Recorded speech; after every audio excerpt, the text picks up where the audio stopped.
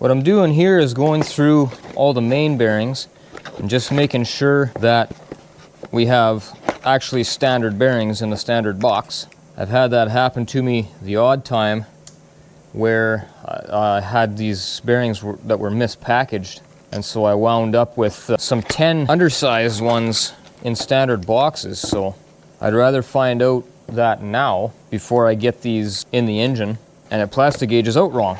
Easier to return stuff if you didn't take it out of the box yet or out of the packaging.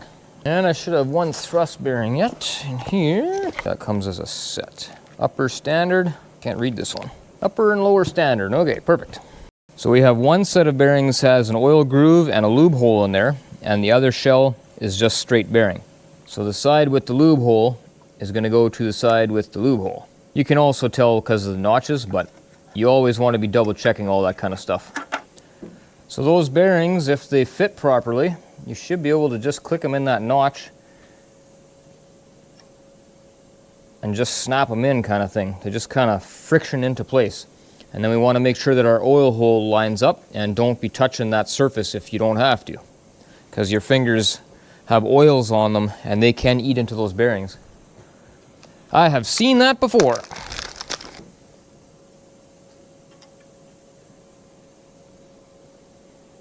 Okay, just checking, the lube hole lines up perfectly. That's what we want.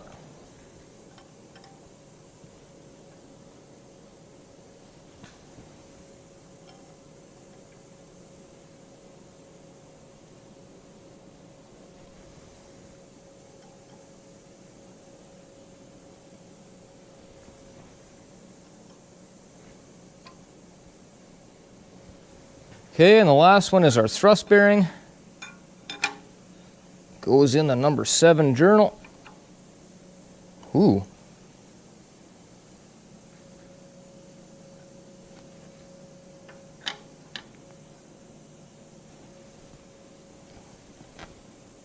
That thing is not clipping in there. Uh-oh.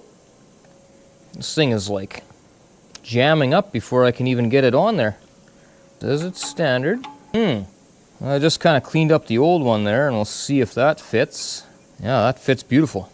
It fits just as good as those ones all fit. So I got a problem with my new thrust bearing. Uh-oh! According to the marks I made on here by trying to push it in, this thing is spread too far. So after some careful measuring and comparing, I have determined that it is just spread a little bit too much. Otherwise, everything is right. So I'm going to take a brass punch and try and push it inward while it goes down and see if that'll be enough to put it in place.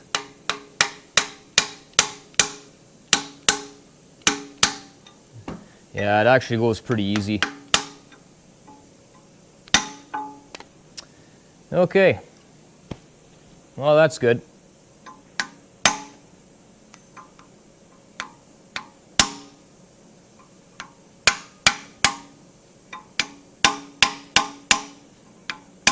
I'm just moving it back and forth here to make sure that it is actually settled nice. Yeah, it moves pretty easy. I don't have to hit it very hard. Okay.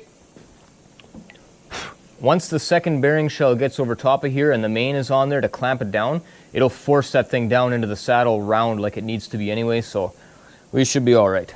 And we got all our oil holes. Well, I'll show you. There, you can see all the oil holes line up nice. Bearings are all sitting nice and proper and flat. There we go. Everybody's happy.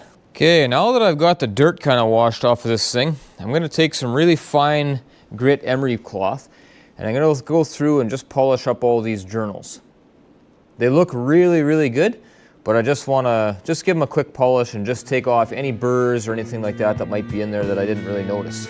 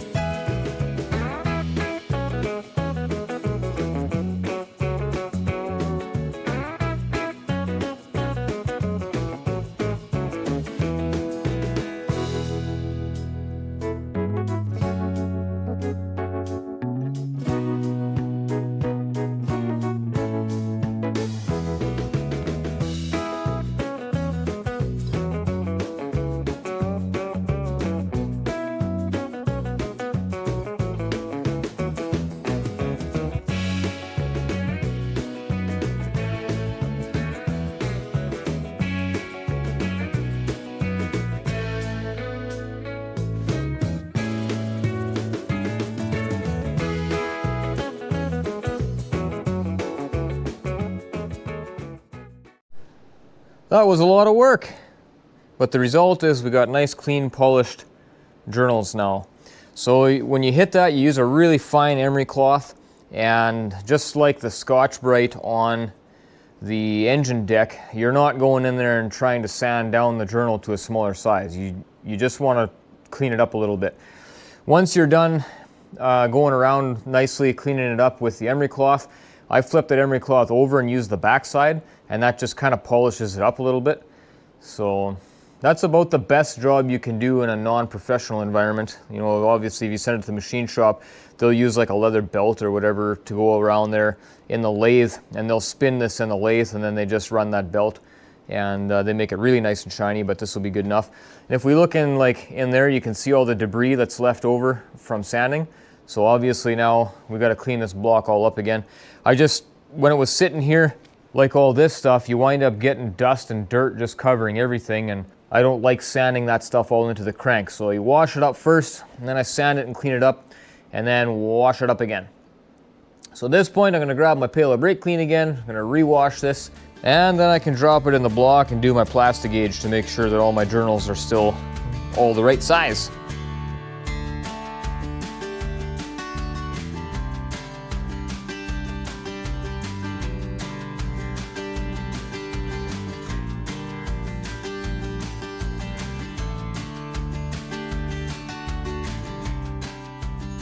All right, I'm pretty pleased with how this turned out. These all cleaned up really nice. Got one here that's got a little bit of a mark in it, but not much I can do about that. It's gonna be okay, I think. All right, let's get it in the block and plastic gauge this thing.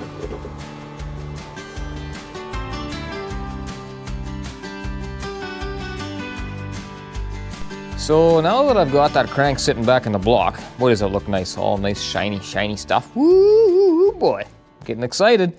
Let's talk about these bearings for a minute, these main bearings, because this is one of the main reasons why I wanted to send this block into the machine shop.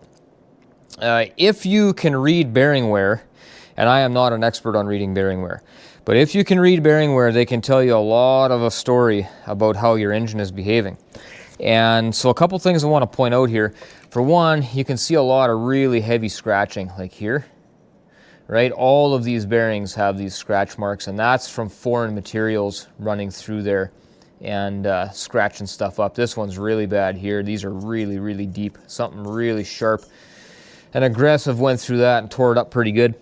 So that's why you got to keep your engine clean when you're putting this stuff together. But more concerning than that, you know, once we clean it up, put new bearings in, that's eliminated. But we got some other things going on here. One thing is, notice this wear pattern here. See how that's kind of oblong like that, or not oblong, but it's like a crescent shape, and it's just in that part of the bearing. The rest of it is fine.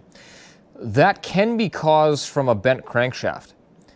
But if it is a bent crankshaft, you will also see it on the top shell, and we don't see that on the top shell. The top shell looks perfect. So it's not a bent crankshaft. Another thing that can do that is if you have debris in behind here, and if we flip this guy over, you can actually see that there's been stuff in behind here. So pretty good chance that the saddle wasn't clean when this bearing went in there.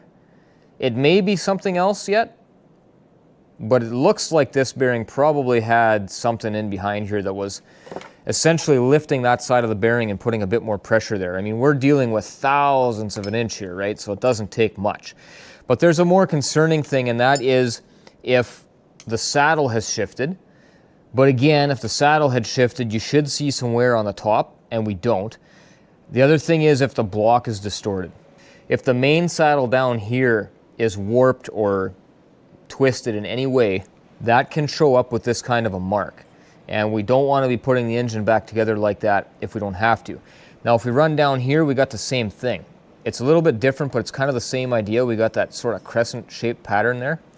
Well, again, if we flip that one over, all the way along this side of the bearing, we've got a different color of pattern there, so it's possible that this had something else going on. It's possible that the main cap is distorted a little bit. I am not 100% sure. We got the same thing here. This one's actually quite bad too, right like that. Well, if we look at the back side of this one, It's got some funny wear looking marks on there too, so I'm not totally sure about that one either. Anyway, moving on. If we get down to this one on the end, this one's really heavy. And you see how it's really wore into there like that? Like this is very shiny right here. This one looks like a bit of a bigger problem. And if we flip this guy over, it's pretty clean on the backside. We don't really have any evidence of anything being stuck in behind there. So that's a little concerning. So I know it's not the crankshaft, because if it was the crankshaft, you'd have that same wear pattern on the top side of the shell, and we don't really have that. Here we have it just a tiny bit, but I don't think that's a crank issue. And on all these other ones, it's only on either the top or the bottom shell. So what could possibly be the issue? Well, I sent that block in with all the main caps, and the idea was for them to line hone it and just check and see if anything was actually out of round or distorted, that kind of thing. And he did tell me that there was one main that they had to adjust. And looking at these bearings, which one do you think would be the one main that we had to adjust? Remember these other ones we looked at, and it looked like there may have been evidence of some stuff being stuck behind the bearing shell? Except for that one. Don't you think that one was the one that looked like it was clean behind, but it still has this wear pattern here kind of on the edge? Well, guess which one of the main saddles they adjusted. You can see that these are all really untouched. They're not even really cleaned. And then we get to that last one, and that's the one that they touched up.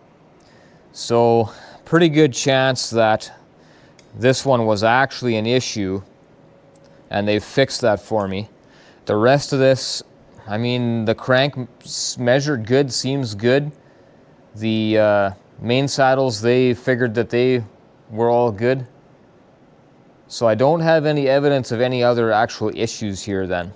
And like I say, I'm not an expert on reading bearings, but from what I'm seeing here, I'm pretty confident we can put this engine back together the way it is now, and it's going to run just fine. So with that, I'm going to throw each one of these in the vise, and I'm just going to wire brush these just to clean them up. You could use Scotch-Brite or whatever. I wouldn't use a roll-lock disc on these just because there's no way to get in there evenly because it's of the round contour. I'm going to use a wire brush and clean it up. Like I said before, we're not trying to open this up to a bigger size. We just want to get this stuff off of here just so that it's nice and flat for the bearing to sit in there nice. So I'm going to wire brush all those guys. Then I'm going to get some plastic gauges and put one on each one of these mains so we can measure them all the way across. And then we'll see what our journal clearance winds up being, and hopefully we're in spec.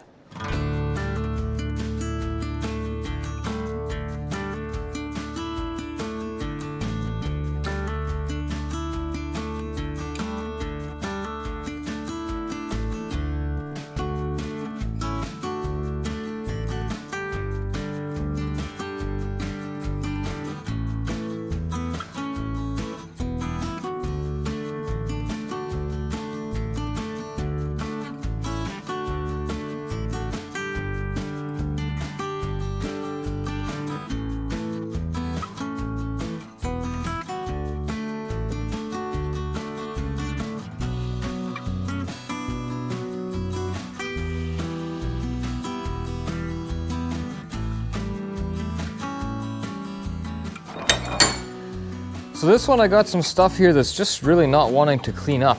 So I am actually going to take a little bit of sandpaper and just touch that a bit and see if I can get it to move. If it moves, then good. If not, then I think I might just leave it. So this is emery cloth that I was using for polishing the crank. Oh yeah, it's coming out of there like right away.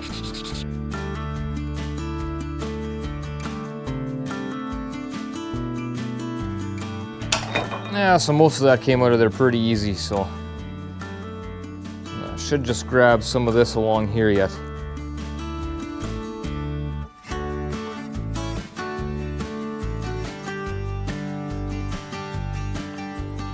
This one here, somebody's really pounded on this before. I don't know if that shows up on the camera there, but a whole bunch of indents and marks along there. I don't know if you can see that.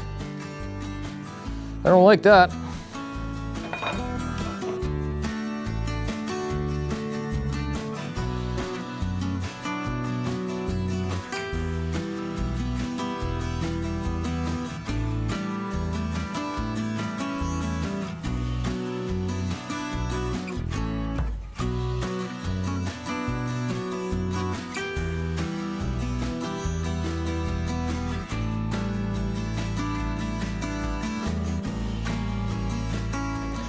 And this one here is the one that they touched up the inside with the hone, but I gotta clean these guys up yet.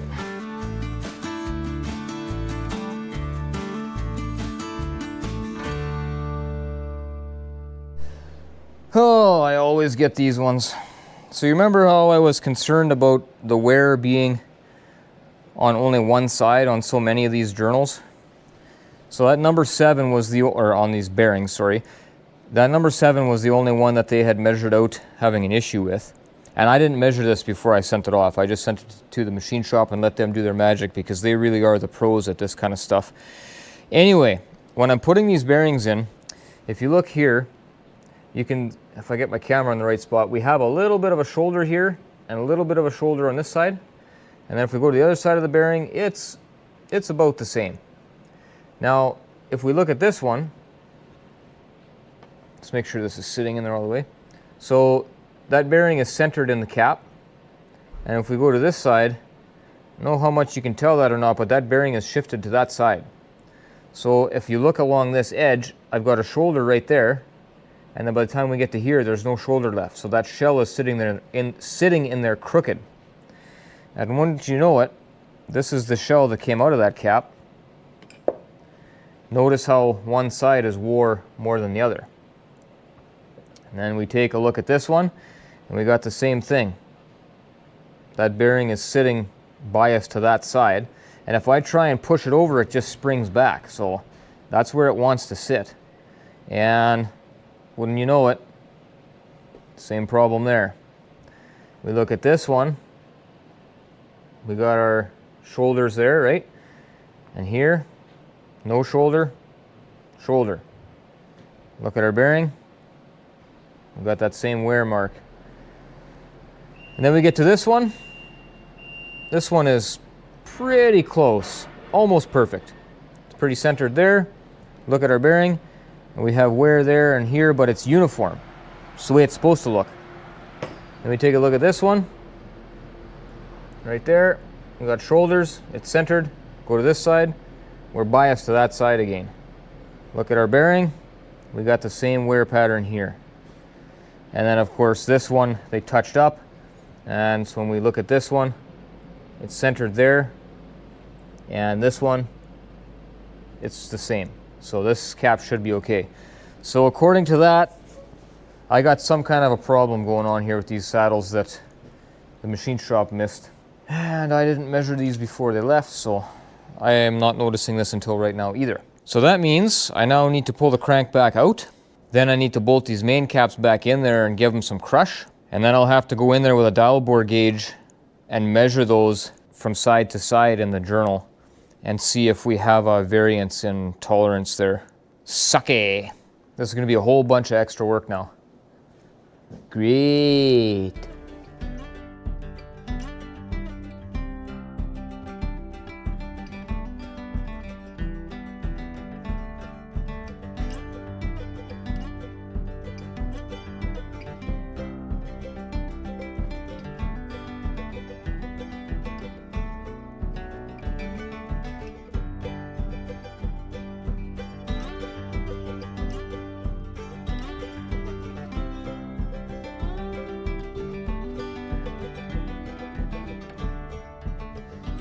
Caps are on with the bearings, and I definitely have some misalignment issues here. So if we look at the number 1, right here you can see there's a shoulder there. Okay, and then we look at this one, got a little bit of a shoulder right there. Look at this one, a little bit of a shoulder there. Look at this one, we got a huge shoulder there. That one's really bad, really far off. This one is like perfect. A little bit of a shoulder on that side, I guess. This one, a little bit of a shoulder on this side sticking through, and then this one, this is the thrust bearing, so it's a little harder to tell, but it's actually lined up. Seems like it's perfect. So now I'm going to get the dial bore gauge, and I'm going to measure the difference in size between here and see what we get. Okay, I got my dial bore gauge set up to fit inside that bore. So if I go to the far side, okay, and you can see the gauge moving. All right, let's find our high spot. So our high spot is right there. So it's just past 20.5, almost at the 21 thousandths mark there. Okay, and then if I move to this side, to the outside of the bearing, and we'll do the same thing. We'll find the high spot.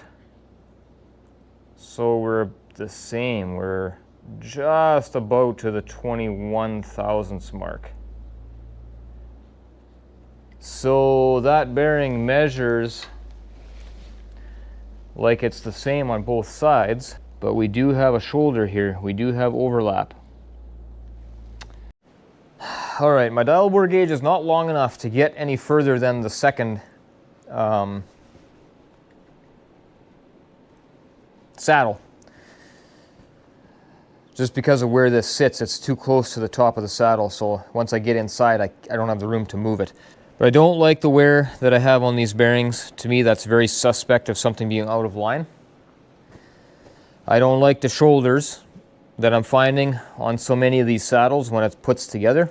So I did send this to the machine shop, and I asked them to check it and line bore it if needed, and they didn't line bore it. They just measured inside and outside of the bearing caps with them torqued down and no bearings in it, and they measured out fine, which they do now as well. But I still have these big shoulders exposed, and the evidence is there on the old bearings, so just the old gut's telling me I got a bigger problem here. Now, the issue with line boring these is that they have a gear train on the front that drives everything. So when you line bore them, you cut the cap, drop it down, and then you rebore that hole to the right size, and everything gets perfectly straight. The problem with that is it raises the center line of the crank, right? Because you're gonna cut into this bottom more and drop the cap, so the whole thing drops, you know, whatever it is, a thou or two or whatever. And that means you run into these crank gears. So the question is going to be whether we can actually line bore that and have enough adjustment in these gears to make up for that, or what we got to do there. So I'm going to bring the block like this back to the machine shop, and we're going to talk to the experts there and see what we can come up with here.